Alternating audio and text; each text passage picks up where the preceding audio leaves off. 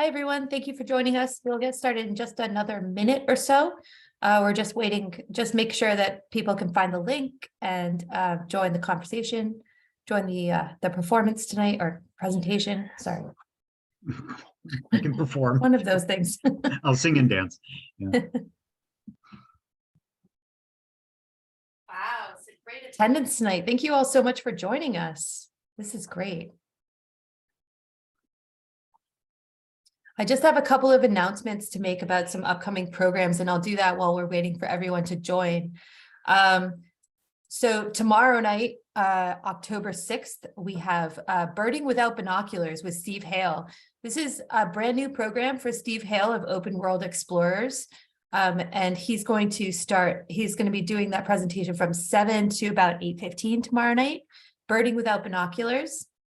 We also have an ongoing mindfulness and meditation series going on through October.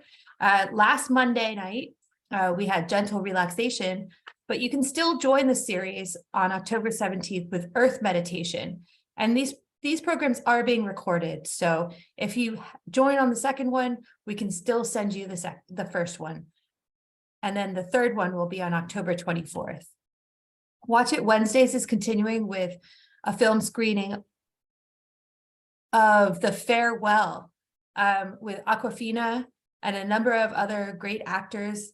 That's going to be on October 26th at 6:30 p.m. So we start the film via Zoom at 6:30 p.m. and then the conversation happens right after that. We have our first ever in-person trivia night happening. We're so excited. We're going to be going over to the Chelmsford Center for the Arts. We're going to be in the Cabaret Cafe downstairs. It seats up to 45 people, and they will have wine, beer, and soda for sale at the bar. Admission is free with the option of donating to the CCA. That's going to be on Thursday, October 13th at 7 p.m. And we really hope to see you there. And of course, tonight's program is part of our kind of spooky season series. On Tuesdays is presenting Cindy Sherman, Self-Portraits and Shifting Identities. We have Sarah Lohman presenting Food History Horror Stories, Witches, Poisoners, and Puritans. We have the Salem Witch Museum presenting Evolving Perceptions of Witches on the 13th. That's a special time at 2 p.m. And then on October 27th, we have a virtual event with the Ghosts of the Berkshires with Robert Oakes. And that's a shared event with a few other libraries in our area. But tonight, Traveling Librarian, as part of the Spooky Season series, is going to present Transylvania. Jeff Klapes is a recently retired head of reference services at the Lucius Beebe Memorial Library in Wakefield, Massachusetts, and an avid traveler and photographer. Tonight, the Traveling Librarian will journey to Transylvania, known for its connection to Vlad Dracul, the real Dracula. This mountainous region of Romania has so much more to offer than a creepy history. Castles, fortified churches, deep forests, and beautiful baroque towns await the visitor who's willing to explore off the beaten path. It's truly a treat to journey there. I hope you all get a chance, but at least we have Jeff's account. So thank you all so much for joining us tonight. And please send your questions to the chat. Thanks, Jess, for the great introduction. And yes, as she mentioned, do feel free as we go through. If you have any questions, put them either in the chat or the Q&A, and either Jess or I will try and keep an eye on that as we go through. And if we miss anything, we'll definitely stay after the program is over. I'll answer any questions at that point as well. So let's get started. I'm going to share my screen and we will begin. So I hope you can see that.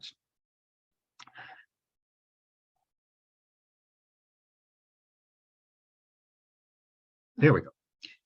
Okay, this is a trip I took a few years ago, and it started actually in Budapest. We took, you can see on the red line here, we started about a week in Budapest and then took the train into Romania, where we went to the very far north, which is a region called the Maramureș, which not too many people go to, but it's absolutely beautiful. And then we were driving at that point, and then drove down through through the Transylvanian Alps and ended up in Bucharest, the capital, where we spent a couple of days as well. But tonight we're going to focus really on this central area within the mountains. Romania as a whole has about 6 million people. Or I'm sorry, I should say Transylvania has about 6 million people. And it is by far the most touristed part of the country. About 20% of it is ethnically Hungarian, and that's because, as you can see from the geography, Hungary is immediately over the plains to the west, and there has long been a lot of movement between the two countries. So even today, a significant number of Romanian citizens are actually ethnic Hungarians, and many of them speak Hungarian as a first language.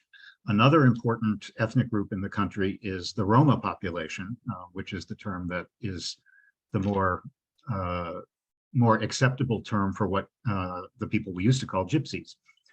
About 4% of the population is Roma. And although they still do, to a large degree, have a sort of nomadic lifestyle, that's part of why they've been a politically difficult population to deal with, because they don't necessarily have a fixed place to live. But many of them do now have abandoned the nomadic lifestyle and do live in particular locations. We'll talk about that a little bit more as we go through. And of course, a big part of what makes Transylvania so important in people's minds and for tourism is the connection with Dracula, which ever since the novel was published by Bram Stoker in 1897, and he set it in Transylvania, in Romania, the whole area has been connected with that. And of course, over the past century, as popular culture has enjoyed all kinds of different vampire stories, it still goes on 120 some odd years later. Superstition is still pretty widespread in this part of the country. To show you a little bit more about the geography, the biggest thing here is the Carpathian Mountain Range, which is what snakes its way south from the Czech Republic through Slovakia, all the way down into Serbia. The highest peaks in this range are up in Slovakia, but way down here where the Transylvanian Alps go east to west are still extremely high mountains. And if you travel around there, you could very easily think you're in Switzerland. There's a lot of animal life in this area as well. Romania has the largest populations in Europe of larger mammals like bear and wolves and lynx. And a lot of that is just because so much of this region is still relatively wild and undeveloped. So those kinds of animals actually have a habitat that they can still take advantage of. A little bit of quick history. The Saxons play an important role in the history of Transylvania because they came from Germany in the 12th century. They were asked actually by, at the time, the Hungarian king. This was part of the Hungarian Empire at that time. And he needed help to defend the borders. So he invited Saxons to come from the west into what is now Romania to help defend against invasions from the Mongols over the next century and so forth. What they did was they fortified scores of towns in this whole region with fortified churches, castles, forts, and so forth. And 7 of the most important cities, the ones that you can see starred here, gave their name to the region at the time, which in German was called the Siebenbürgen, meaning the 7 cities. And you can see in this little box the original German names, and in parentheses the names that are now used in Romania. And we're going to visit several of them as we go through, because they are still today very important cities and very beautiful. Not surprisingly, the German population has declined significantly in Romania since World War II, because many people with German roots whose ancestry goes back to the Saxons centuries ago, many of them have relocated back to Germany or to Austria. So there just aren't as many of them as there used to be, but the historical importance is still there. These photos just give you a quick view of what it kind of looks like there. It's a very beautiful mountainous plateau amongst the Carpathian range. The name Transylvania, of course, means trans meaning across and Sylvania meaning forest. It's the land across the forest. So it's over the mountains, across the forest in this completely enclosed area, significantly higher elevation than the rest of the country. I'm going to start in Bistrița, which has a very strong connection to the Dracula story. This is the Hotel Castel Dracula, which is at the top of the Borgo Pass. It looks cheesy because it is. It is the traditional site where Bram Stoker set his fictional castle. And it's important to note that Bram Stoker never once set foot in Romania, so he actually didn't know anything about what he was talking about other than what he had heard and read. But this particular town is a real place, and he set the castle of his fictional Dracula at the top of the mountain, the mountain pass. And so in the 1970s, under the dictator Ceausescu, they decided to try to encourage tourism related to vampires and so forth. And they built this rather unsuccessful pastiche of historic castle and modern hotel. We decided to stay in it just for fun. You should visit their website because it's incredibly tacky and has flying bats and blood dripping and all of that. So if you can put aside the tackiness of the tourist aspect of it, the nice part of it is that it's an absolutely gorgeous setting. And if you are reading Dracula, which I reread the story while I was there, and it does give you a real feel for the atmosphere that Stoker was trying to convey. Here's a monument to him. But it's a beautiful setting at the top of this mountain pass where you can see in all directions over the mountains. Here's our room. And again, it's a very tacky place, so it's lit up blood red at night. We only stayed one night just because we felt we had to. Here I am pretending to be Dracula in our hotel room.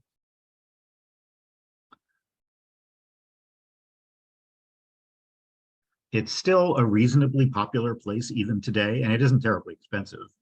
Nothing in Romania is terribly expensive. I can't say the food was all that inspired at the hotel. They even had something called crud pancake, which I did not order, so I can't actually tell you what it is. But here we are the following morning, just enjoying the mist. And you can see the sheep and cows and so forth. Romania is very rural. Once you get out of the main towns, one of the joys of traveling in Romania is enjoying just how traditional rural life is still very much alive there. Part of that is unfortunate because in some ways it's that the development of Romania lags behind by several decades.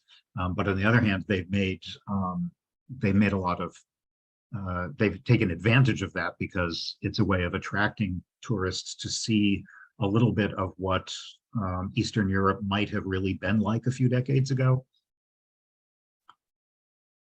The town that's closest to the castle here, and in fact, right at the bottom of where you start to go up the pass, is called Bistrița, and it is one of the 7 towns that I mentioned earlier. It's pretty good size, about 70,000 people, and it does figure in Bram Stoker's novel.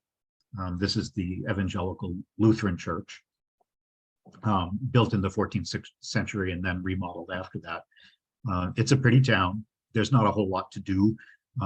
But it's a lovely place to stop.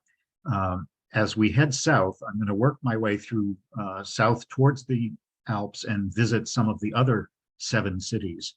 And you'll see how they are very similar in some ways and also very different. This is one called Târgu Mureș, which is another old market town. In fact, the name means market on the Mureș River. It's actually a quite large town, about 200,000 people. And it has the largest Hungarian population in all of Romania.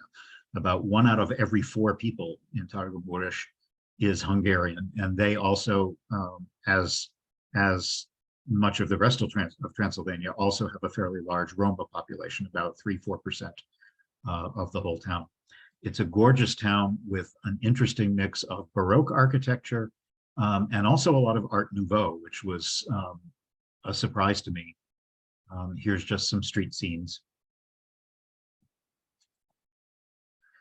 There's some beautiful public buildings there. This is the Cultural Palace, which is an Art Nouveau art center, essentially, that was built in 1911 at the height of the craze of Art Nouveau style, and it's now used for a museum. There's a public library there. They have a concert hall and all kinds of public arts events there. But you can see the architectural detail is beautiful, and you can go inside and see some of the interior as well.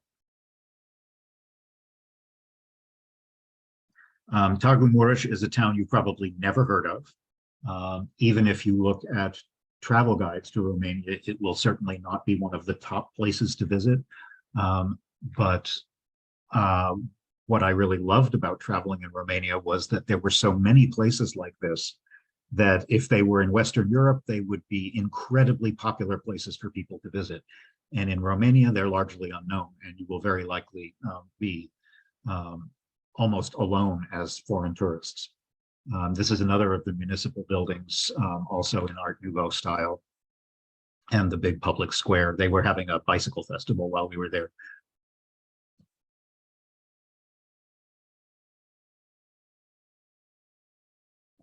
And mixed in are all these other kinds of old medieval style buildings, Renaissance style buildings.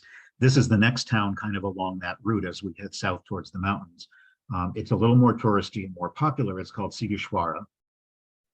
Maybe 25,000 people, so it's kind of Chelmsford sized. But it's a very important fortified Saxon market town, like Targu Mureș, founded in the 12th century when all the Saxons came over and built lots of guild towers and very nice, elaborate burghers' houses for the wealthy merchants. It's a UNESCO site now, protected UNESCO heritage site, because it is one of the best medieval cities, best preserved medieval cities in all of Europe, east or west. You can see kind of tucked in the back, there's a tower, bell tower, and there's a citadel located on a big bluff, which I'll show you in a second. And then down below is the newer town outside the original medieval walls, which has a lot of beautiful buildings in it. Here we are in our rental car, squeezing our way down an extremely narrow street to our guest house, which looked like this inside. I mentioned I was rereading Dracula. I had read it years ago, and it was fun to reread it again while I was in the place where a lot of the action is supposed to take place. And so we stayed in this wonderful bed and breakfast guest house, and there was a tremendous thunder and lightning storm while we were there. So it was just perfect to be in this big wooden bed in a medieval building reading Dracula while thunder and lightning was going on outside, but still very comfortable. I should point out that a lot of people think that traveling in Romania would be very rustic and there's not a lot of tourist infrastructure, and that's not really true. It's a very inexpensive place to travel, but there are lots and lots of perfectly nice hotels, very comfortable with all the modern conveniences that you'd expect. And there aren't a lot of big international style hotels. Personally, I prefer that because I would much rather stay in an old-fashioned guest house that's in a medieval building or something like that. And it's just a nicer environment. This is looking from our window out over the roofs of the town up to the citadel up on the hill. Unfortunately, it was kind of rainy the day we were there, but Transylvania in bad weather is still just as atmospheric, because that's kind of what you think of. This is the 13th century clock tower that you could see in the background of that other photo. It's 200 feet high and has a nice, has one of those mechanical clocks in it that still works.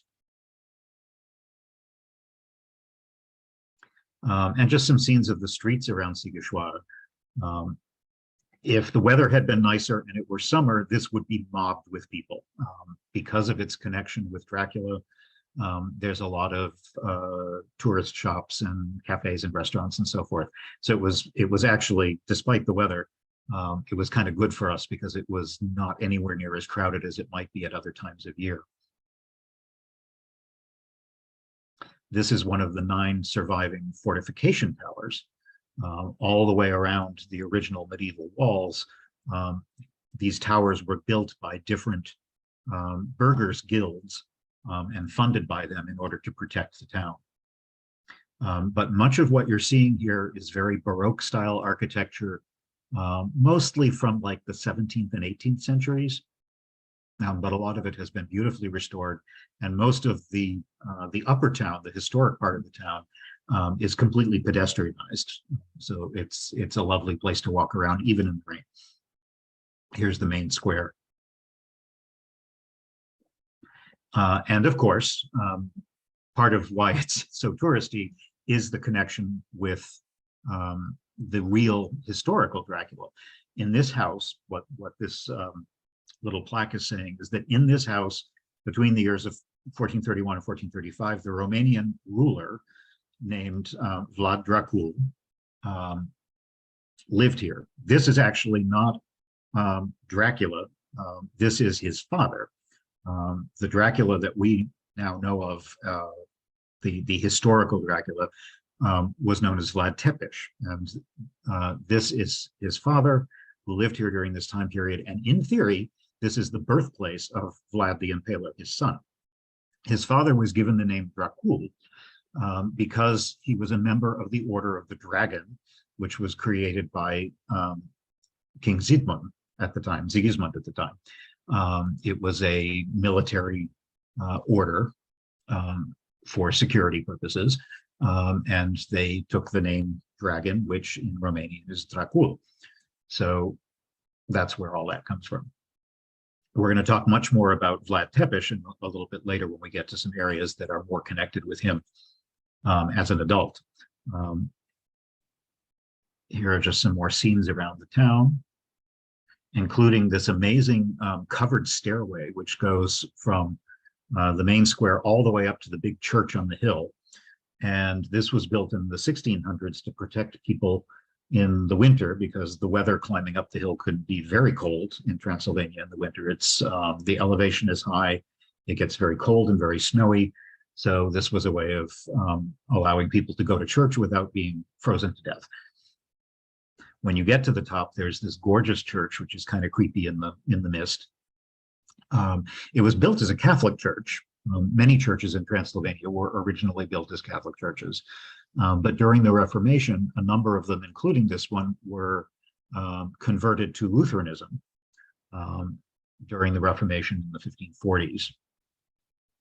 And behind it, there's this really beautiful atmospheric cemetery, Lutheran cemetery, which you can't really see in this photograph because the print is too small, but many of these graves are actually German names, because so many of the people in Sighișoara over the centuries had German ancestry.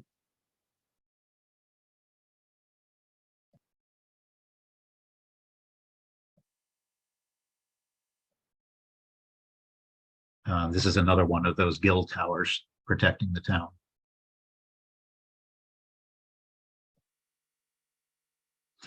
I loved this particular building that just has this unusual painting on the corner, where they've actually included a carving of a stag with antlers built into the side of the building. In the lower town, you find a very different kind of architecture, much of which was built much later, outside the original medieval wall. So there's a lot of Art Nouveau and Victorian style architecture, and it's not as pedestrianized and is much more busy, but it's still a beautiful town. And if you are ever traveling in this area, it's definitely one of the no-miss towns that you should absolutely stop to visit. And it makes a good base for visiting the surrounding area. This was just somebody's garage door. I love the bright colors. The area around Sighișoara has a number of beautiful towns off in the countryside. This is one of the better known ones called Birtan. And it's, if you remember earlier, I mentioned the many, many towns that when the Saxons came into this area, they fortified a lot of these towns. Not just the big cities, but a lot of the smaller communities in the countryside as well. And this is one of the best preserved ones, with a fortified church that you can see off in the distance. This is what the surrounding countryside looks like. Lots of rolling hills and a lot of agriculture. This is a very typical look of a smaller Romanian rural community. Here we are using the ATM, which for some reason was elevated several steps above the sidewalk. But the highlight of Birtan is the church, of course. It is one of the largest in Transylvania, and was originally the seat of the Lutheran Bishop of Transylvania. So that's one of the reasons why it's so important. The building that you see here dates from the early 16th century. And it may look a little bit like a castle, more than a church, and obviously that's very deliberate. The whole point was that in the event of a siege, an attack by the Mongols or whoever it might have been, the entire population of the village would have been able to shelter and withstand a siege inside the fortification of the church. This is the interior of the church, which is extremely beautiful, with this gorgeous altarpiece with all these different paintings on it. But outside the church, there's bastions that have these protective towers, 7 of them, in fact. And this is the view from up high, looking out over the lower town and to the surrounding area.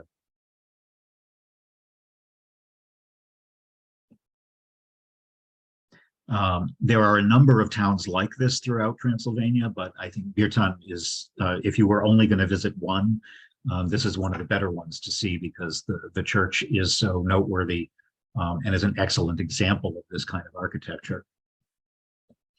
There's also a nice museum there that has historic furnishings and so forth, talking about the history of the town and the history of Saxons in Germany and in Romania and so forth. And just some more scenes around the village. You can see how the church just looms over everything below it.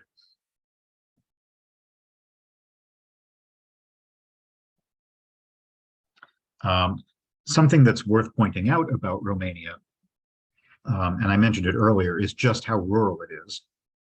And because of that, you will see a lot of active rural life going on. If you read guidebooks, they'll talk about how dangerous the driving is in Romania, and I didn't really find it that much. Of course, I drive in Boston, but you will see an awful lot of stuff in the roads, like tractors or carriages being pulled by cattle or oxen or horses or donkeys. There are dogs sleeping in the road. There are logs. There are sheep. There are farmers walking with implements, you name it. So you do have to kind of be a bit careful as you're driving around. I see a couple of questions in the Q&A that I will just try to answer as we're going through here. Someone was asking if there are ethnic tensions. Absolutely, yes. Not so much between Romanians and Hungarians, but the biggest problem is probably the Roma, because as in many other parts of Europe, particularly Eastern Europe, that kind of ethnic group are victims of an awful lot of prejudice. Some of that is from the regular, the rest of the population. Some of it is by officials. You will find problems with the police, and the Roma population definitely is less educated, economically dealing with far more problems, has less access to healthcare, less access to jobs, and so on and so forth. And they certainly experience a lot of prejudice in the country. That can depend on where you are and the degree to which their presence is visible, but that obviously doesn't affect tourism in any way, but you will see that as particularly in the larger towns. I did not notice and have not heard anything about particular problems between ethnic Hungarians and ethnic Romanians because they've lived there together for so long. Things in Hungary now are a little bit different with Viktor Orban there, and Hungary has, at least officially, at the government level, taken a hard turn to the right. So that may be creating a little more tension with Romania. But I don't know enough about that to say anything right now. The thing that you're most likely to notice is the Roma, absolutely. Someone also asked if Transylvania is expensive. Generally, no. I think it can be if you want to spend a ton of money, but no, you can easily find any number of accommodations, restaurants that are going to be considerably cheaper than traveling anywhere else in Western Europe and even in Eastern Europe. Many of, like the hotel that I showed you that had the beautiful 4-poster bed in a very popular touristy town, I don't think that was more than $100 US for a huge room with a private bathroom and a full breakfast. That's in most of the places we stayed were even cheaper than that. So I think if you're looking for a relatively inexpensive place to travel in Europe, Romania is a great place to try because they have all of the comforts I think that you would want, at least if you're a reasonably accommodating traveler who doesn't need a Hilton every time you stay at night. I think you'll find no problems in Romania, and it'll probably cost you half of what it would cost to travel around, say, Spain or France. Let's see, moving on. Here's just some more, again, more pictures of the locals. I'm going to quickly zip through another one of the big towns, again, dating from the 13th century. This is a little bit smaller, about 50,000 people, called Mediaș. And it is another of the old market towns, but these days it's much more important because it is very close to a number of big natural gas fields in the area. And I think all of us are paying a lot more attention to where things like oil and natural gas come from one country to the other than we were a year ago. So that's certainly an important part of the Romanian economy, is being an energy producer to some degree. This is not one of the more important towns to visit, but it was still a very nice place to stop. We just had lunch there. I enjoyed this. This photograph is actually a bus station, a bus stop. You can see the bus map in the back, but it's been artfully decorated just for fun. Another very pretty Baroque style town. I took this photo only because this orange shop is completely blue, as you can see. I just thought that was funny. Orange, for those of you who've traveled in Europe, Orange is actually a telecom company from France. A little further down the road, again, bear in mind, we're still working our way slowly south through the plateau towards the Transylvanian Alps. This one is called Copșa Mică, and this is a smelting works that you can see going back about 100 years ago. It's now owned by a company from Greece, interestingly, that's installing filters to bring it up to EU standards. A big problem that Romania has had over the past century is real problems with the environment. In this particular town, just as an example, the soil has 92 times the permitted level of lead, and plants that grow there have 22 times the permitted level of lead. So you can't eat them. There's all these kinds of leftover problems from the days when Romania was under the Soviet umbrella. And there was an intense need to create manufacturing and industry, and the environment be damned. And of course, significant health effects are still happening decades later and have been documented. This whole area around this particular town, most of the houses have now been cleaned, but they used to be completely black because of the pollution. So it's kind of a sad situation. But Romania has, now that Romania is part of the EU, and they are an EU member, although they don't use the euro yet. Romania has definitely made big strides over the last 20 years or so. And you'd see that a lot if you travel there. This is probably one of the biggest towns in the area, called Sibiu, a very good sized city with about 150,000 people. And it's a decade or so ago, it was in fact made the European City of Culture, which is something Europe does every year to highlight a particular community and promote tourism and travel. It was probably the most important of those 7 Saxon towns back in medieval times. It's still an important town. In fact, a few years ago, the mayor of Sibiu was elected president of Romania for a while. He's no longer in power.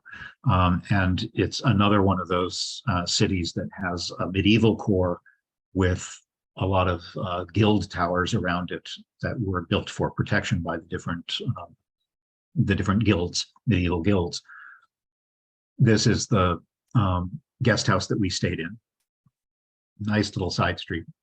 And again, this is a good example of the kind of place you can stay in if you travel there, with perfectly comfortable private bathroom, delicious, sumptuous breakfasts. Romanian food, as you might guess, is filling. It's a meat and potatoes kind of country. But an advantage is that most of those meat and potatoes are very local. So the food is delicious and locally prepared. Sibiu is a beautiful town to explore. This is called the Bridge of Liars. You go under that to get into the city from the north. It was the very first iron bridge ever built in Romania. There are various unconfirmed legends about its name, like if you cross it and you are a liar, you'll die or something like that. But of course, they're all just stories. The town, like many of the others we've seen, is divided into an upper and a lower town. The upper town has 2 very big squares, which are better seen here. And this is a Google Maps shot, so you can see the smaller square and the larger square with all the big churches and civic buildings around it. The 2 squares are divided by this medieval council tower, which is now a museum. And so you can go up to the top and get great views out over the whole city. Sibiu has a lot of cultural stuff going on in it. In fact, they were just taking down a lot of gates and set up for a concert series that they had when we were there. This is the Lutheran Cathedral, with one of the largest organs in all of Europe. The 4 towers that you see up here, you wouldn't know, but that actually was a very important signal in the Middle Ages. Cities that had that kind of design in their church towers signified to anyone who was approaching the town from outside that it was a city that used the death penalty as part of their justice system. So you knew before you even set foot in the city that that was a possibility.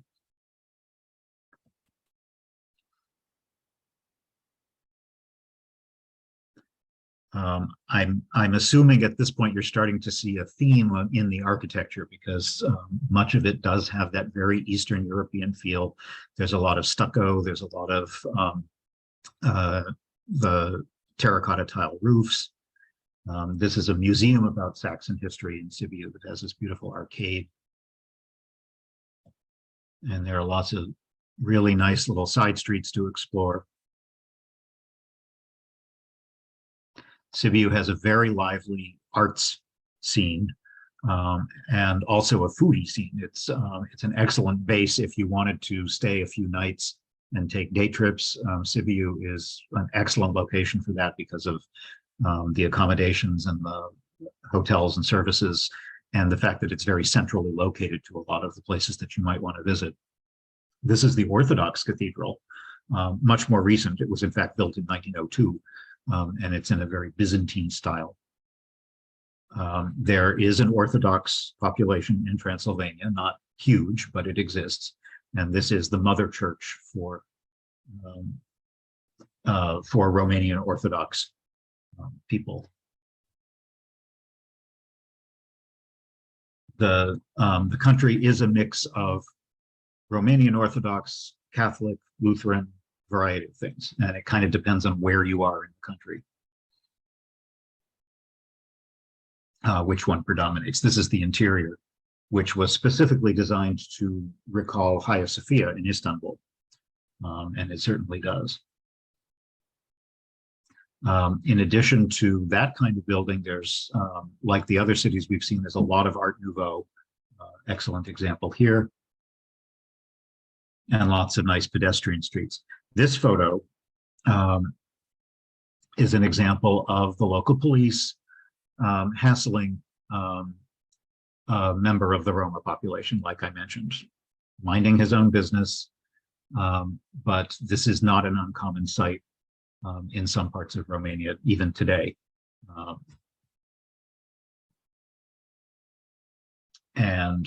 This is another religion, the Roman Catholic Basilica.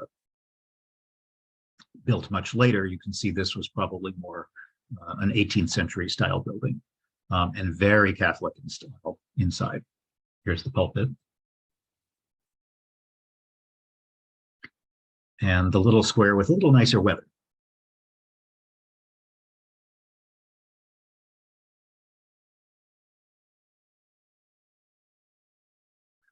This is the view I was mentioning. If you go up to the top of that clock tower, you can see all the way out over the city. If the weather had cooperated a little bit more, you would off in the distance see the Transylvanian Alps quite clearly. They aren't actually that far away. You see a little bit of them beginning here. These are the foothills off in the distance.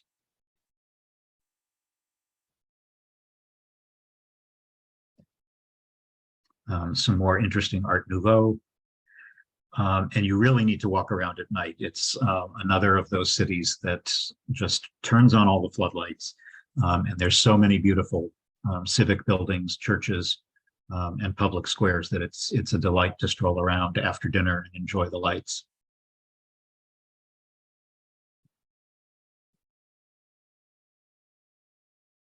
A good day trip from here, if you have a chance, is this mammoth castle. It's in a town that you wouldn't otherwise want to visit. There's not really much there. In a town called Hunedoara. And this is called Corvin Castle. Hunedoara is a pretty dreary kind of place. The only reason you would want to go there is to see this castle. It's also known as Hunyadi Castle. Back when this was still part of the Hungarian Empire, King Sigismund gave this site to the father of John Hunyadi, and then later on, the son John constructed a castle here in the mid-1400s. He didn't live very long. He died not long after he started construction. His wife lived on after him and added a lot more Renaissance features, like the kinds of things that you can see here. Supposedly, John Hunyadi imprisoned Vlad the Impaler here for several years. That's part of the degree to which that's historically accurate is kind of hard to say for sure, but it's definitely part of the lore. And John's son was very important. His name was Matthias Corvinus. Corvinus being Latin for crow. You'll see crows, in fact, in a lot of places in the castle. And he was king of Hungary for quite a long time and one of the best known kings of Hungary. It's a fantastic spot to visit, particularly if you're ever traveling there with children, because it's a picture perfect castle, and they pretty much let you explore anywhere you want to go. And it has this fantastic moat and drawbridge, and then inside it's been pretty well restored. So it gives you a reasonably good idea of what it might have been like to live in a castle like this in, say, the 14th century or 15th century. It surrounds a central courtyard, and different parts of the building were built at different times. Here, they were working on some additional restoration of the Renaissance wing here. Here's the chapel on the inside. And there's lots of turrets and walkways to climb on, and you get great views out over the countryside. It's huge.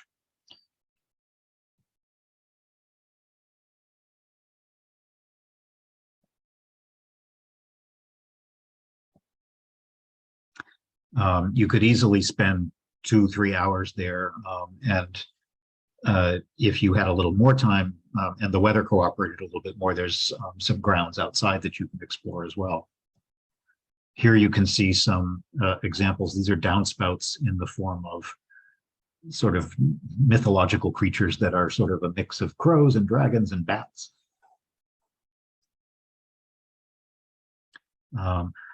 I liked this woman. I took several pictures of this woman who was, she was a tourist visiting the place just like we were, but I loved her outfit, and I kind of assumed she was Roma for a while, given her general look. And then at some point I figured out from overhearing her that she was just a German tourist on vacation.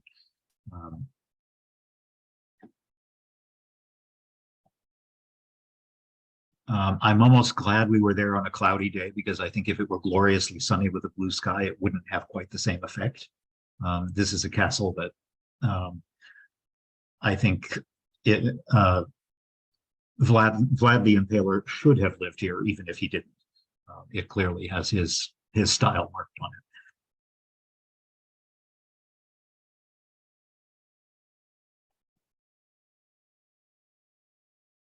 The area around here doesn't have a whole lot to do, but it has some beautiful countryside to explore with a lot of little villages that are just very typical of the area. This one's called Sibiel, not Sibiu, but Sibiel.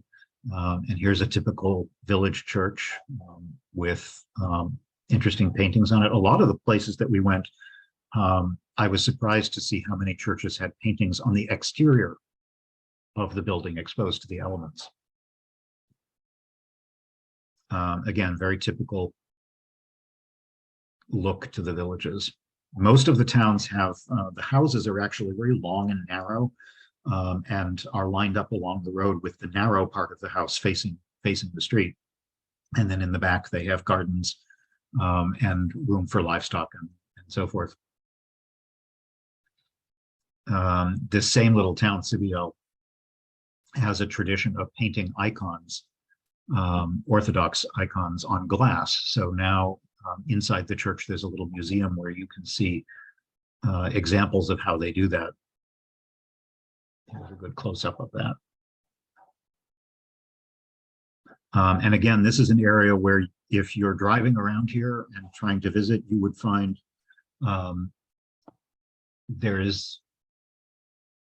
you might very well be the only people in these villages. This one is called Tilishka, a small village of about 1,500 people way up in the valleys, kind of tucked in the foothills, in a valley in between them. I'm quickly checking some of the chat to see what I might have missed, if I can answer anything. What type of government? Romania has a representative democracy. They've had a number of not major crises, but there's been some there's been some corruption scandals in recent years, but nothing that has erupted into major problems. It's certainly it's very similar to a lot of the other Eastern European nations in that respect. You don't need to speak Romanian to get by as a tourist, although knowing a little bit of it would help. Romanian, if you know any other Romance languages, French, Italian, or Spanish, Romanian sounds a lot different, but you will probably recognize a lot of things on signage and menus and so forth. If you're way out in the rural areas, English is not terribly widely spoken, but so a few basic phrases, please, thank you, that kind of thing will help. But we managed perfectly well with nothing but a Romanian phrase book and waving our arms and that kind of thing. And certainly if you're spending most of your time in the larger towns, English is definitely widely spoken because it's the primary lingua franca for any kind of tourist who would be visiting there from whatever country. We were there in the fall. I want to say it was October that we were late September or October that we were there. Someone was asking, oh, someone also asked about not eating any of the plants. That comment I made about the plants that had been poisoned because of industry was specific to that one small town, not Romania as a whole. So you can certainly eat vegetables and other things that are grown all over the country. It was only that one specific place that I was referring to. Did I feel safe there? Oh, absolutely. Romania is definitely it's as safe as traveling anywhere else in Europe, let's put it that way. The people are incredibly friendly. There's not a lot of mass tourism, and I think that helps because if you're traveling there, you're not a very common kind of person if you're traveling there. They don't see many Americans. It's mostly other Europeans. So they are very welcoming to anyone that they find. At least that was my experience. Crime, beyond the normal kinds of crime that you would need to be concerned about traveling anywhere, just being aware of pickpocketing and not leaving your valuables out where you can see them. Violent crime against tourists is just not really a thing. As I said, I think the biggest danger would be running into a cow if you're driving at night on a dark road. So I would definitely not be concerned about safety there. Yes, we rented a car while we were there. We took the train from Budapest and then rented a car once we arrived in Romania. Someone's asking about who the knight is on top of the tower and of the castle. I don't know. I would have to look that up. My guess is it's probably a representation of someone like Matthias Corvin. And my guess is that those decorations are probably much later additions to the castle, but I don't know for sure. I'd have to check on that. Moving south, again, we are heading now into the highest mountains where the Transylvanian plain meets the foothills of the Transylvanian Alps. And we drove over that. There's only a couple of places where you can actually drive over the Alps. And the best one, if you have the chance, is the Transfăgăraș Highway. It's the second highest mountain pass accessible by car, at least, anywhere in Europe. And it was built in the 1970s, mostly by the military under Ceausescu, the dictator, originally built for military purposes to be able to transport things over the mountains. The official records say that 40 people died during its construction, in construction accidents and so forth. Probably the real count is higher than that. But it's an amazing engineering feat because of how it winds through these incredibly high alpine landscapes. It gets into much denser forest. This is the forest where, as I mentioned at the beginning, the kinds of animals like bears and even ibex and other kinds of pretty rare mammals, they would be most likely to be seen here, although the likelihood of you seeing any of them is still very slim because they would stay away from humans. Here's a map of what it looks like. There's a nice twizzly road that works its way up and over the highest mountains, and then you come down this gorgeous valley into a reservoir. That this is an artificial reservoir created by a dam. But this road, which takes 2 or 3 hours to travel, is one of the best road trips anywhere in Europe, I think. And you can see from here just the incredibly dramatic landscape. You might run into a lot of this. Logging is big in this part of Romania. And even though it was probably in the 60s and low 70s, down in Sibiu, when you get high up into the mountains in October, there's plenty of snow. And in the winter, in fact, the road closes sometime during November, depending on weather. Eventually, it just gets completely snowed in, and it's not accessible for several months of the year.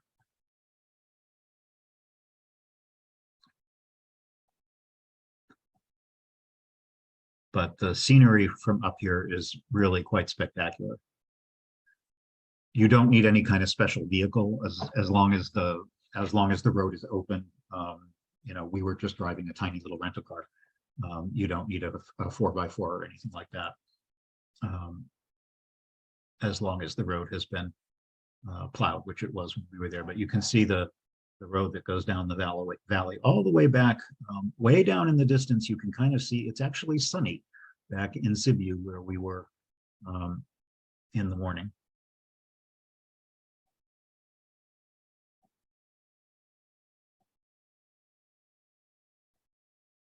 You could easily be in Switzerland, Austria, any number of other gorgeous alpine locations. Here we are proving that we were there.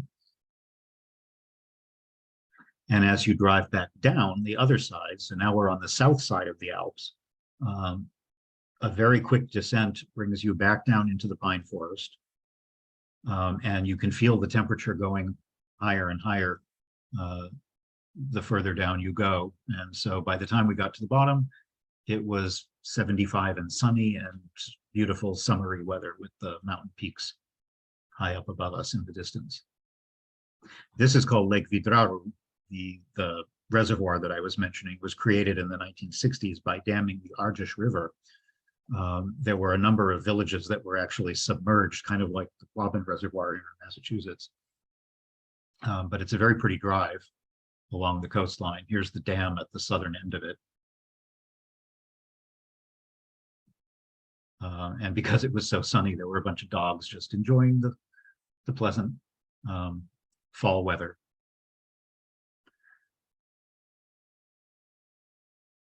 And there's this interesting monument here. This is called the statue of Prometheus. Prometheus being the Greek titan who, against the will of Zeus, brought fire to human beings and got himself punished for it. But here's a statue of him. It's called Electroman, actually, but it's supposed to represent Prometheus bringing light. And of course, it's here because this is a hydroelectric dam that brings power to this part of Romania. But it's a beautiful rural area. We're actually technically no longer in Transylvania now because we've crossed the Alps onto the south side. So we're in Wallachia on the south side of the Carpathian Mountains. But again, just beautiful, beautiful scenery. A local by the side of the road selling crafts. There's a lot of wonderful crafts, particularly textiles. If you're interested in textiles, there's lots of that in Romania. So I'm showing you this not because this is technically not Transylvania, but I wanted you to get a little sense of what the landscape around this area looks like. But we're going to curve back around now and head back north over the mountains into Transylvania. And we're going to stop at probably the most visited thing in the entire country. This is Bran Castle, built in the 13th century, although most of the building that you see now and that you can visit now dates from considerably later. And in fact, it was totally renovated in the 1920s when it became a royal residence for Queen Marie. And then after she died, it went to her daughter, and then to the Communist Party, and then in 2005, it went back to the original heirs. It's had a long history. So there was a lot of legal back and forth. But at this point, it is still in the family. And in fact, when we were there, I'm not sure the status of it now. It was for sale. So if you have several tens of millions of dollars, you could buy it and run it yourself if you're interested. It is now a museum and definitely one of the most visited sites in all of Romania. And part of that is because it's just very beautiful and an easy day trip from the capital, but also because of its supposed connection to Dracula. The thing that's important to emphasize here, though, and I don't think it really detracts from visiting the place, is that there's almost no connection to Dracula. It is constantly advertised as Dracula's castle, but the most that really connects the real Vlad Tepes there, Vlad the Impaler, is that he might have stayed there a couple of nights after he got captured on his way to Hungary, where he supposedly stayed also at the other castle that we just visited. He also, at some point before he got captured, laid siege to this, to Bran Castle at one point. But there was never a point anywhere in its history where he owned it or lived in it or anything. So I think it's mainly because it just, it's a way of taking advantage of the tourist connection. However, it is still an absolutely beautiful spot to visit. It's a gorgeous building. The location is magnificent because it's nestled in the foothills of the high mountains. And the interiors are stunning because they were all completely redesigned by Queen Marie in traditional Romanian folk design in the 1920s.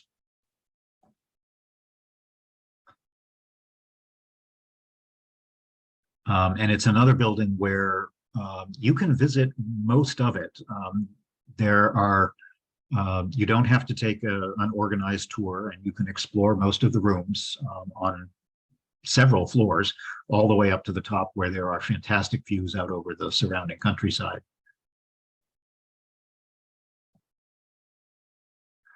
There are lots of beautiful little inner courtyards.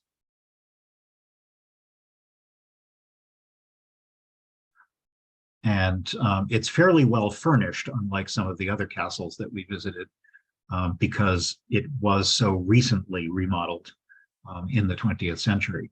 This is actually the room where Queen Marie's bedroom. Marie was an interesting character, and there are some interesting biographies of her. If you're curious to know more about her, she was kind of, she was not Romanian, first of all. She was, in fact, I believe, distantly related to Queen Victoria in England, but she married into the Romanian royal family and became a champion of Romanian identity and politics and culture. And so when she took over the castle, she completely remodeled the inside to make it more livable in a modern 20th century, 1920s sense, and filled it full of furnishings, decorative arts, textiles, ceramics, and so forth that represented the traditions of the Romanian people. And for that, she was very beloved by the people of the country. She was incredibly famous in her day in a way that I don't think we would really understand right now. Probably the best comparison I could make is she was kind of like the Princess Diana of her time. Everybody from every country knew her. She was a queen of a relatively backwater Eastern European nation, but she fought very hard to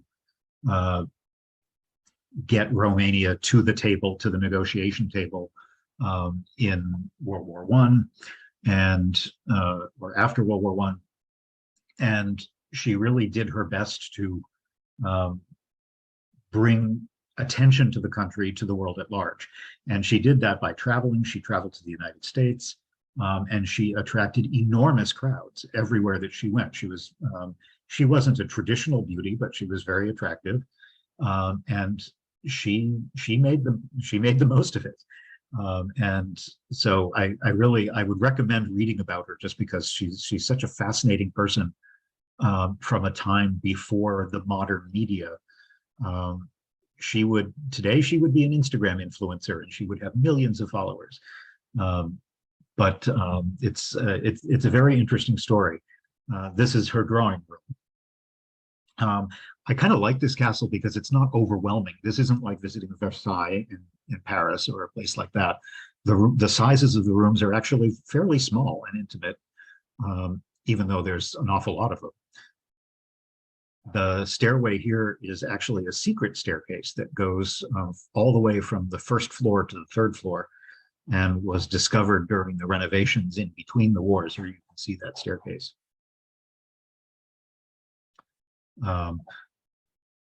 But you also can get a sense of the folk design here. This is the largest room in the castle, and it served as a music room and a library. There's a fireplace in here with an ingle nook where you can sit and curl up by the fire with a book. And there are lots of very nice terraces and balconies up high, where you can get views out over the countryside. This is the terrace on the very top floor of the castle, outside Prince Nikolai's apartment. I don't think I can accurately recreate all of the scandal of their family, because it's very convoluted. Nikolai was the second son. Prince Carol, Carol being the Romanian version of Charles, was the heir apparent, but he renounced his throne. He was kind of a playboy. And so then the youngest son, Michael, became the king, but he was too young, so it was a regency. And then Nikolai, who had been out of the country, abandoned his career in the British Royal Navy to come home. But that didn't work out because Carol came back after gallivanting around Europe. And he, being the oldest brother, he gave his consent that to Nikolai's marriage, because Nikolai wanted to marry a divorcee, which was not acceptable in those days. But then after telling him he could do that, he used it as an excuse to deprive him of all of his royal rights and kicked him out of the country, where he eventually died in Spain in the 1970s. So it's a very long, convoluted story. And it's just kind of it's kind of interesting to think we spend so much time focusing on the British royal family, and occasionally the royals of Monaco or other places, but the history of the Romanian royalty is a rollicking good ride. So if there are a number of books that you can probably find in the Chelmsford Library or other area libraries to read about Marie and the history of this time period. Again, more views from and of the castle. This was Prince Nikolai's drawing room, very cozy with a view out over the central courtyard.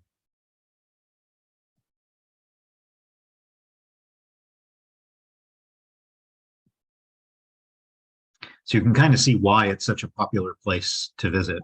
It is an easy day trip from, well, maybe a long day trip. It takes a good probably 2 hours to get there from Bucharest, but that's a manageable day trip. There are all kinds of bus tours that will take you there. You can take the train, actually, to get there, or you could take an organized bus tour. There are many tours that will do an overnight because there's other things to see in this area as well. So if you don't have your own car, but you're in Bucharest, you could make a weekend of it and see several of the other beautiful things in this area. Here's a tea house at the bottom of the hill. The castle's built on the top of this hill. And there was actually a dumbwaiter that ran by cable from the castle all the way down here, that carried food and drink up and down. Here's Bran Village, which has about 6,000 people in it and has really built up around the castle. It's incredibly touristy.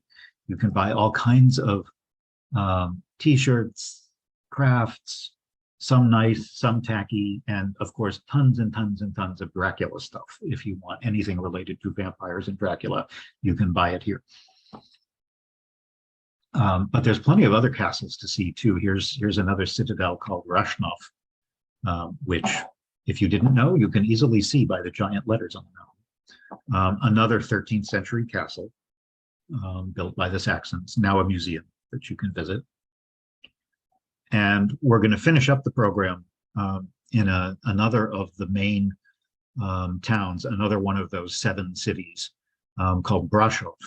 It's not far from Brancaster, and it's another place where it's a relatively easy trip from Bucharest because it's the first major thing that you get when you cross the mountains. It's about 250,000 people, but unlike some of the other places we've visited, whereas this is very far to the southeast, this is almost entirely Romanian. There's a small Hungarian population, maybe 5–7%. But nowhere near as much as the cities that you get the closer you get to the Hungarian border. It's also a major industrial area in addition to being a tourist hub. The outskirts have on the plain, just north of it, it's a big manufacturing and industrial area. But the old town where you can see the central square here is very beautifully restored. In fact, it's so nicely restored that it was one of the filming locations for some of the Harry Potter films, where they needed very traditional, old-fashioned townscapes. Some of that was actually filmed here in Brasov.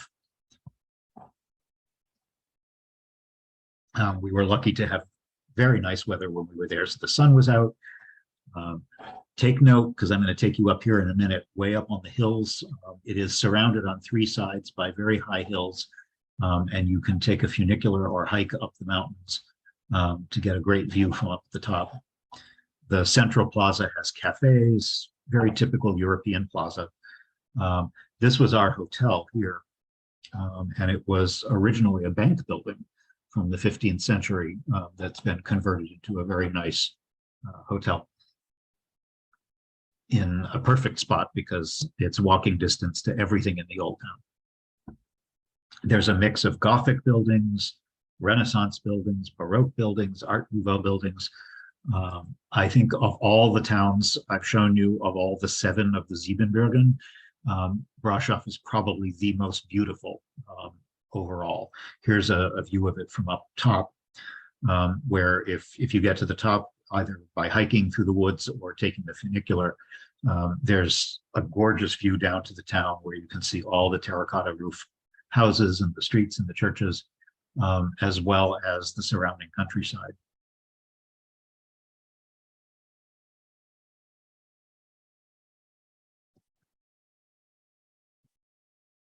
Here they were setting up for a market day, one of the days we were there. Brasov is also another great location for you to use as a base for exploration. There's more than enough to do in Brasov to keep you amused for several days, but it's very convenient to a lot of the other places that we've been, either by car or by train, and to some of the countryside in the mountains. So it's a good place to plunk yourself down for a few days. Here we are way up at the top behind the sign where you can see these views and take selfies. The rocky outcropping that you see here was actually a citadel. There's almost nothing left of it except a few foundation stones. But Vlad the Impaler attacked Brasov and destroyed the citadel that was on this hilltop where we stand now in the mid-1400s, around 1460. And in order to make clear that you weren't supposed to mess with him, he impaled. He was known for, that's why he got the name, for impaling his captives. So he took 40 of the wealthy merchants of the town and impaled them up here on the mountain where everyone could see them. He did, if you're interested in knowing the details, I'll give you the brief version, which is that usually while they were still alive, he would take either a steel or a wooden rod and basically impale you up your backside, through your innards and out through your mouth, while you were still alive, and then lift you upright and leave you there until you died. So it was quite an unpleasant way to die. And he was not the only person to do this, and he was certainly not, back in his day, he was not the only appalling, violent chieftain in this part of the world, but he certainly has become the most notorious and best known in history. You can see here the old town, but as it spills out into the suburbs north into the Transylvanian plain. Brasov is a gorgeous town to stroll around. The buildings, there are a lot of pedestrianized streets and just incredible detail. This is the old town hall from the 13th century that has a clock. And the symbol of the city here, which is a crown growing out of the roots of an oak tree, symbolizing stability. Brasov in the old German, when it was a Saxon town, was known as Kronberg, crown city, in other words. And that's why that's the symbol is still used today.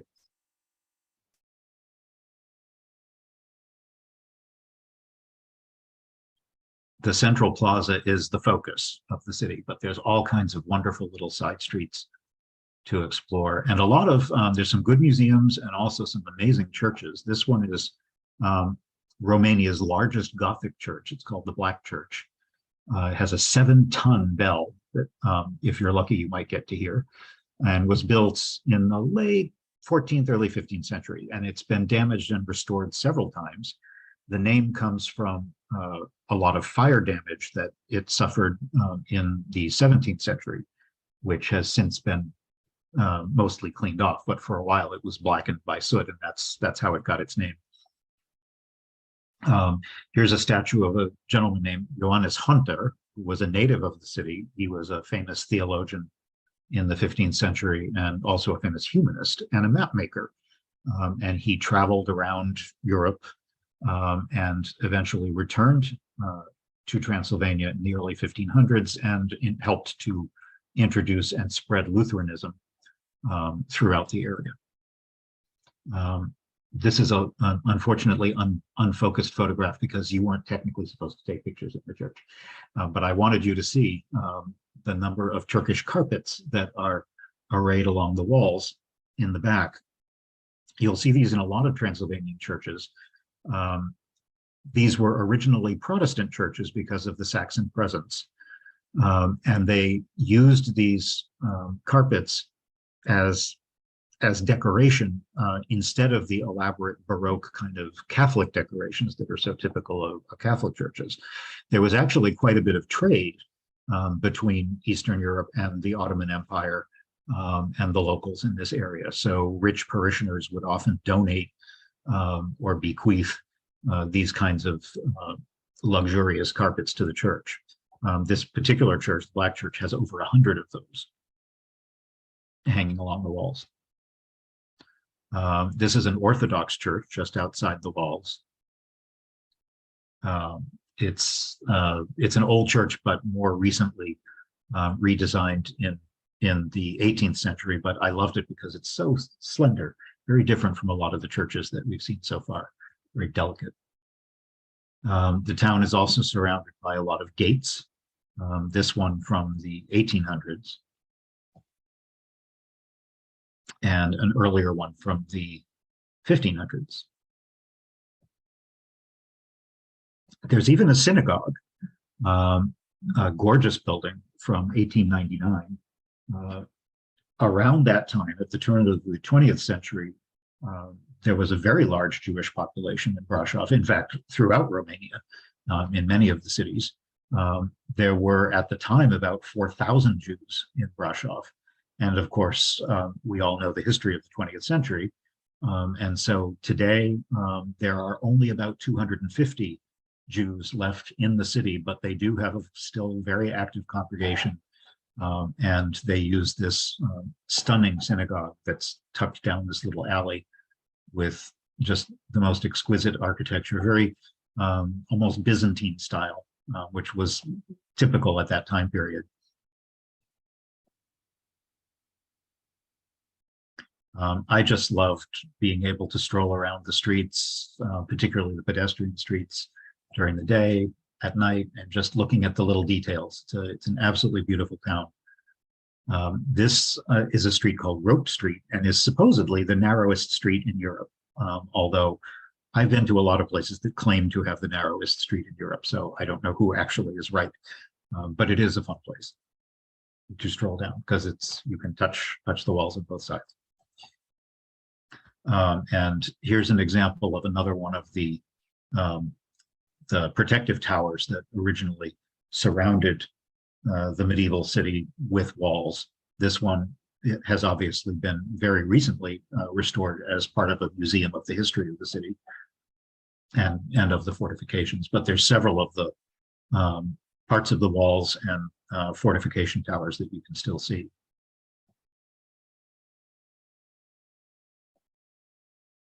And that makes a nice walk as well. If you don't feel like going all the way up to the top of the hill, walking around the ramparts is a less strenuous way of still getting a very nice view over the old part of the town.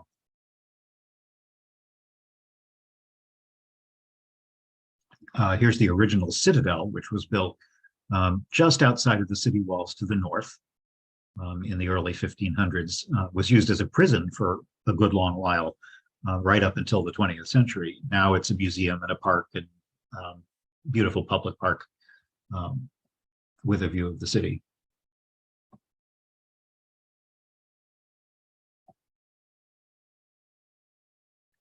Some more of the more recent late 19th, early 20th century buildings, including a lot of just stunning Art Nouveau. This one is like a Gothic revival wedding cake extravaganza.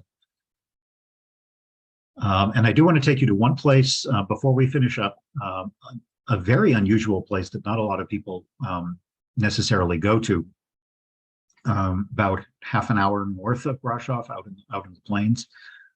What I'm showing you here is, unfortunately, this was, I think, the third very serious car accident that we saw.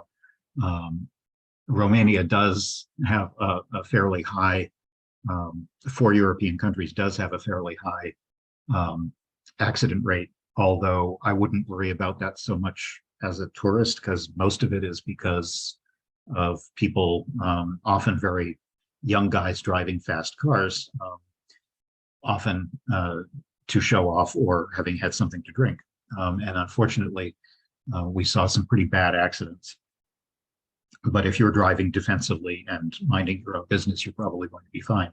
But we had to take this unusual detour because the road was blocked off right after the accident had occurred, and they had everybody driving through the wheat fields to get around the accident because there was really nothing else to do. But the reason we were heading in that direction is to see this really unusual and just fantastic church town. It's hard to describe what it is, so I'll show you. This is a fortified church called Prejma. It was built in the 13th century by the Hungarian king, who authorized the Teutonic Knights. These, again, we're going back to all the Germans and the Saxons coming over from the West. He allowed them to build, the Hungarian king allowed them to build a church on this particular site. The Teutonic Knights later were kicked out, and it was taken over by the Cistercians. After the Reformation in the, what was that, the 1500s, it reverted to being Lutheran, and it remains that today. This is not my photograph. Obviously, it's an aerial shot, but I needed to show you what it looks like from above so you can understand what kind of a structure it is. This is a very strong fortified church, again, designed to withstand sieges. Bear in mind that this town is out in the open on a very flat plain with no protection from anywhere. There's no hills, there's no rivers, there's no, it's a very vulnerable location. So they built a church and they completely surrounded it with this immense structure, which you can now visit. Mainly what they were protecting from was the Ottomans. And these fortifications provided housing for all of the village families. it was destroyed, the village, and by the village I mean everything outside of this structure, was destroyed 50 separate times over the centuries. But the church was never destroyed once. And what you're seeing here on the inside, what looks like a very rustic Holiday Inn is kind of the medieval version of that. The numbers designate different living apartments, and each family in the village was assigned a particular living space. And if there was if there was danger, if there was the threat of a siege, the entire community would stay in here in hopes of riding out the siege. It's been altered a little bit over the years and was very much restored in the 70s. But they did an excellent job, and it's one of the most fascinating things I saw in all of Romania. Just a completely unusual place, with the church in the middle, and a really nice triptych altarpiece, which is the oldest in all of Transylvania, that you can see here from the 15th century. Again, here's another example of a church that's full of Turkish carpets, donated by local families. And you can walk around all the battlements. You can explore all of these individual little apartments if you want. And around the top floor of that circular fortification are these galleries where they could shoot from and watch from. And you can explore those to your heart's content.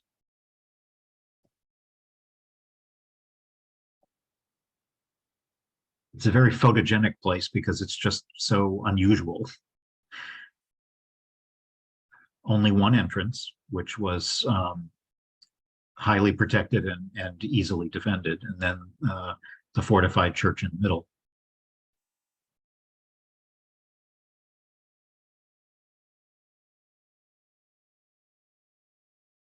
And here's a view from the outside with typical Romanian traffic. You can see how impregnable it is here. The tiny little windows around the top are that gallery that I was just showing you, where you can walk around.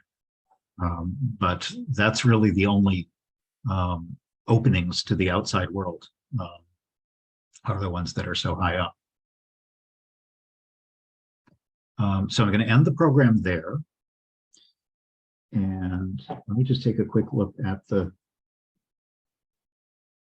questions to see what I have missed.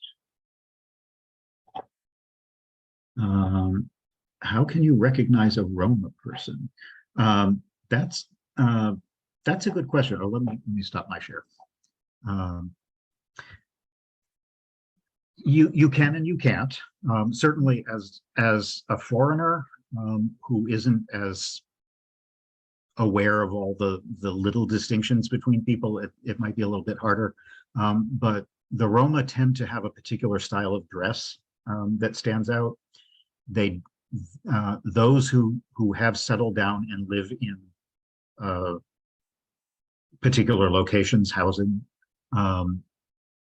tend to opt for very brilliant colors. Some of their I have a different program on Romania where I have a couple of pictures of Roma houses out in the countryside that are just bizarre looking buildings. They could almost be Asian.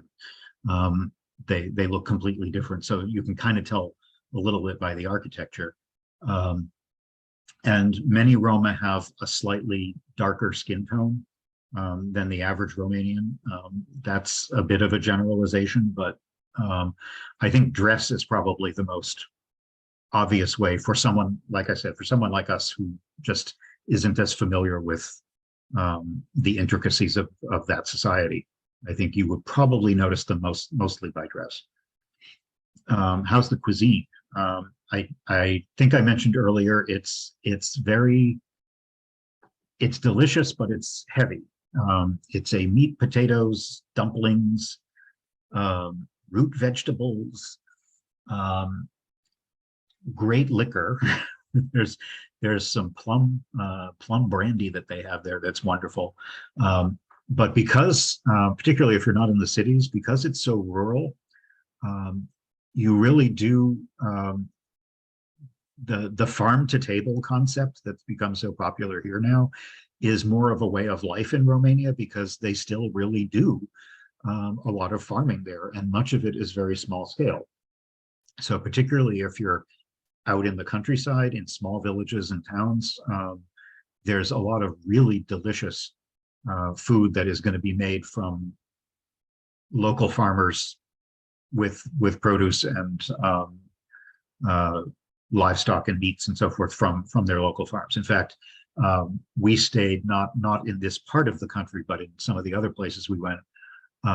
We stayed in a couple of farm stays, which was really nice, because you're actually staying in a family on a working farm where there are animals, and they cook you breakfast with the stuff from their farm. So if you have an opportunity to do that, I would definitely try that, because they're very inexpensive, and it's a way to connect a little bit with the locals more. We stayed in one place where they spoke not a word of English, and our Romanian was no good, but we managed. It was fine. And they were absolutely delightful and friendly, and boy, was the food good.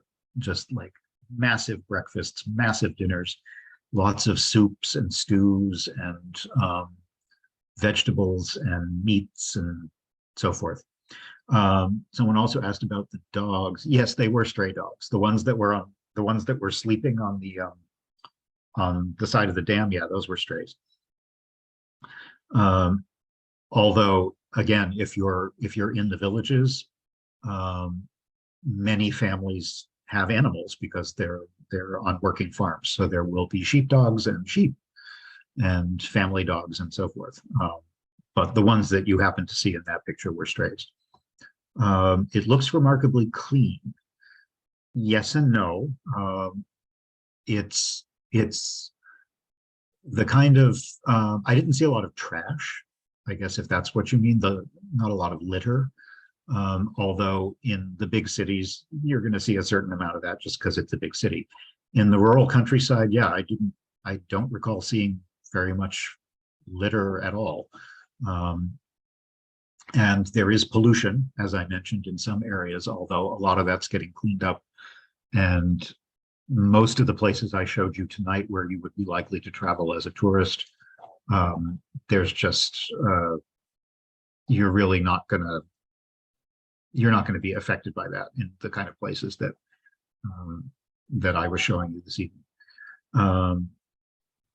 Let me take a quick look through the chat as well as the Q&A. I'm not seeing any questions. Someone mentioned their coffee. Yes, they drink a lot of tea, a lot of the little strong Turkish coffee, because they are geographically close to the Ottoman Empire then and now. Modern Turkey, there is some of that influence in their food. They are another one of those countries that was kind of at the crossroads of a lot of different cultures. So they absorbed a lot of that in their architecture, their cuisine, and so forth. Yeah, I was just very, very pleased by that coffee when I would get off the train early in the morning. Yeah. I remember also there were some soups that we had, often with sausage or meat or sometimes vegetables, but there's a very sort of traditional soup that they make that has a little bit of vinegar in it that gives it a little kick, a little tang. That was a very traditional soup. That's one of those that isn't one recipe. You know, every grandmother has her own recipe of that soup, but we saw it in a lot of different places, and particularly if the weather had been a little rainy or a little cool, there's nothing nicer than having that really wonderful, hearty kind of food. Oh, I'm sure. Yeah. But lots of fresh vegetables too.